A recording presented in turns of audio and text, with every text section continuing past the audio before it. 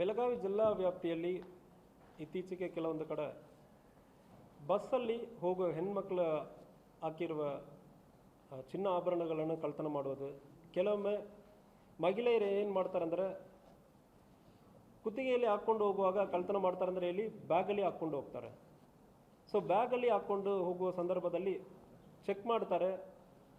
Accused ಇಂಥಾಗ ಒಳ್ಳೆಯ dress ಹಾಕಿದ್ದಾರೆ, probably ಇವ್ರ ಕಡೆ ಚೈನ್ ಹಾಕಿರಬಾರ್ದು ಅಂತ ಅಸಸ್ ಮಾಡಿ ಅಂಥವ್ರ ಬ್ಯಾಗನ್ನು ಲಿಫ್ಟ್ ಮಾಡಿ ಕಳ್ತನ ಮಾಡೋದು ಈಗ ಪ್ರಾರಂಭ ಆಗಿತ್ತು. ಅದರಲ್ಲಿ ಬೇರೆ ಬೇರೆ ಕಡೆಯಿಂದ ಇತ್ತೀಚೆಗೆ ಇದಕ್ಕೆ ಹಿಂದೆ ಒಂದು ಹರಿಯಾಣ ಟೀಮ್ ಒಂದನ್ನು ಅರೆಸ್ಟ್ ಮಾಡಲಾಗಿದೆ. ಇತ್ತೀಚೆಗೆ ಕಾಗವಾಡದಲ್ಲಿ ಮೇ ತಿಂಗಳಲ್ಲಿ ಮೇ 11, 2026 ವೈಶಾಲಿ ಮಲ್ಲಯ್ಯ ದೊಡ್ಡಮಣಿ ಎಂಬವರು ಒಂದು ಕಂಪ್ಲೇಂಟನ್ನು ಕೊಡ್ತಾರೆ. ಸುಮಾರು ಅವರು ಬ್ಯಾಗಲ್ಲಿ 54 ಗ್ರಾಮ್ ಗೋಲ್ಡ್ ಚಿನ್ನವನ್ನು ಇಟ್ಕೊಂಡು ಸೇಫಾಗಿ ಇರುತ್ತಂದ್ರೆ ಇಟ್ಕೊಂಡು ಕಾಗವಾಡ ಅಂದ್ರೆ ಸಿರುಗುಪ್ಪೆಗೆ ಹೋಗ್ತಾ ಇರ್ತಾರೆ.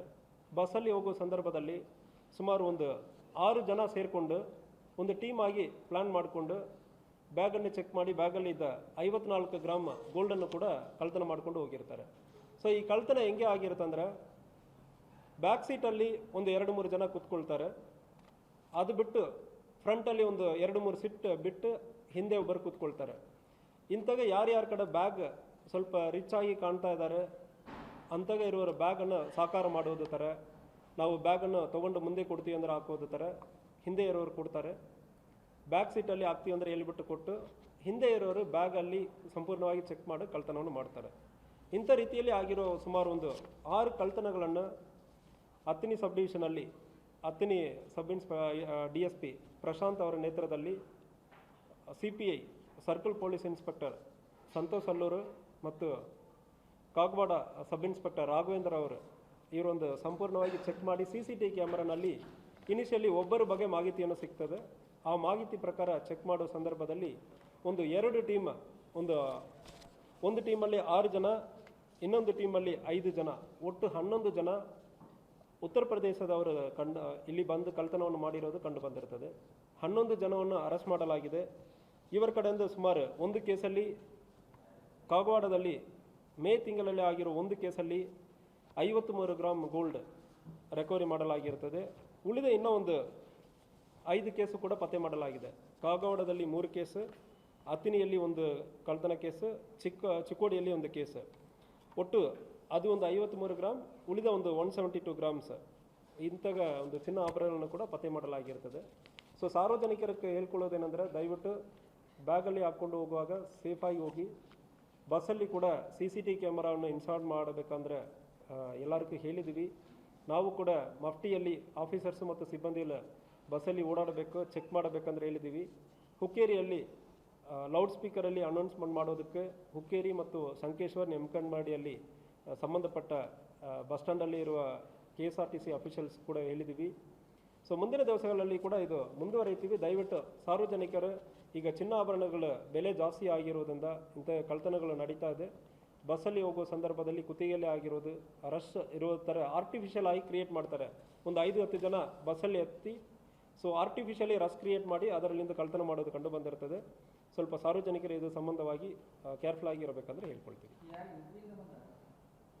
UP ಉತ್ತರ ಪ್ರದೇಶದಿಂದ ಬಂದು ಒಂದು 10-15 ದಿವಸ ಇಲ್ಲಿ ಇದ್ದು ಬೇರೆ ಬೇರೆ ಕಡೆ ಅಫೆನ್ಸ್ ಮಾಡೋದು. ಇಲ್ಲಿ ನಮ್ಮಲ್ಲಿ ಆಗಿರೋದು ಕಾಗವಾಡದಲ್ಲಿ ಒಂದು 4 ಕೇಸ್ ಆಗಿದೆ, ಹತ್ತಿನಿಯಲ್ಲಿ ಒಂದು ಮತ್ತು ಚಿಕ್ಕೋಡಿ ಒಂದು ರೌಂಡ್ ಒಂದು 15 ದಿವಸ ಇದ್ದು ಬೇರೆ ಬೇರೆ ಕಡೆ ಅಫೆನ್ಸ್ ಮಾಡಿಕೊಂಡು ಮುಂದೆ ಹೋಗ್ತಾರೆ.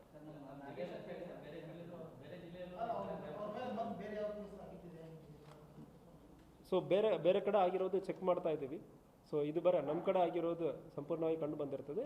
ಇವರು ಬೇರೆ ಬೇರೆ ಜಿಲ್ಲೆ, ಬೇರೆ ಬೇರೆ ರಾಜ್ಯಗಳಿಗೆ ಹೋಗೋದು, ಬೇರೆ ಬೇರೆ ಜಿಲ್ಲೆಗಳಿಗೆ ಹೋಗೋದು, ಅಫೆನ್ಸ್ ಮಾಡೋದು ಇವರು ಜನರಲಿ ಮಾಡ್ತಾ ಇದ್ದಾರೆ.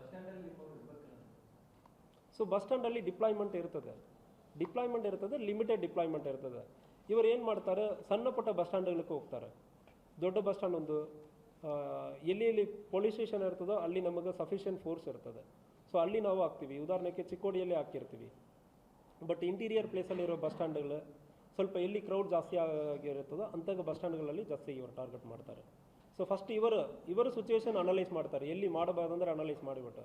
ಈಗ ಒಂದು ಕಡೆ ಪೊಲೀಸ್ ಇದ್ದಾರೆ ಅಂದರೆ ಆ ಕಡೆ ಹೋಗಲ್ಲ. ಲೇಡೀಸ್ ಜೆಂಟ್ಸ್ ಇಬ್ಬರು ಇದ್ದಾರೆ.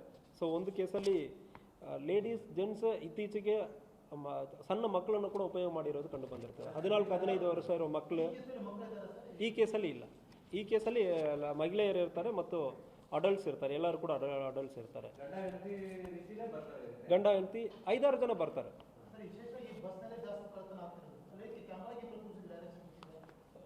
ಇಲ್ಲ, ಆಲ್ರೆಡಿ ನಾವು ಮಾತನಾಡಿದ್ದೀವಿ. ನಿರ್ಭಯ ಫಂಡ್ಲಿಂದ ಇದಕ್ಕೆ ಕ್ಯಾಮರಾ ಬರೋದಾಗಿ ನನಗೆ ಮಾಹಿತಿ ಇದೆ. ಸೊ ಅದ್ರ ಬಗ್ಗೆ ಕ್ಯಾಮರಾ ಫ್ರಂಟ್ ಆ್ಯಂಡ್ ಬ್ಯಾಕ್ ಕಂಪ್ಲೀಟಾಗಿ ಸಂಪೂರ್ಣವಾಗಿ ಕವರ್ ಮಾಡಿ ಅದು ಹೋಗಬೇಕಂದ್ರೆ ಅದೊಂದು ಮಾಹಿತಿ. ಕರೆಕ್ಟ್. ಟಾರ್ಗೆಟ್ ಡ್ರೆಸ್ ಯಾವುದು ಕಾಸ್ಟ್ಲಿ ಡ್ರೆಸ್ ಇರ್ತದೋ ಅವರು ಕುತ್ತಿಗೆಯಲ್ಲಿ ಏನೂ ಇಲ್ಲ ಅಂದರೆ ಬ್ಯಾಗಲ್ಲಿ ಇಟ್ಟಿರ್ತಾರೆ ಅಂದರೆ ಅವರು ಡೌಟ್ ಮಾಡ್ತಾರೆ.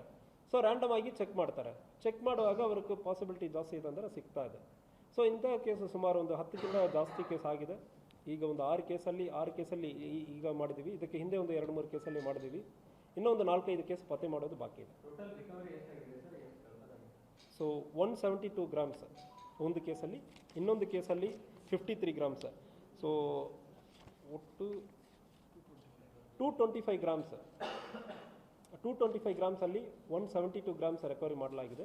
ಇನ್ನೊಂದು ಕೇಸಲ್ಲಿ 54 ಗ್ರಾಮಲ್ಲಿ 53 ಗ್ರಾಮ್ ರಿಕವರಿ ಆಗಿದೆ. ಇತ್ತೀಚೆಗೆ ಆಗಿರೋದಲ್ಲಿ ಆಲ್ಮೋಸ್ಟ್ ಸಂಪೂರ್ಣವಾಗಿ ಮಾಡಿದ್ದೀವಿ. ಇನ್ನೊಂದು ಕೇಸಲ್ಲಿ ನಾವು 172 ಗ್ರಾಮ್ಸ್ ಮಾಡಲಾಗಿದೆ. ಉತ್ತರ ಪ್ರದೇಶದಲ್ಲಿ ತೊಗೊಂಡೋಗಿ ಮಾರಾಟ ಮಾಡೋದು.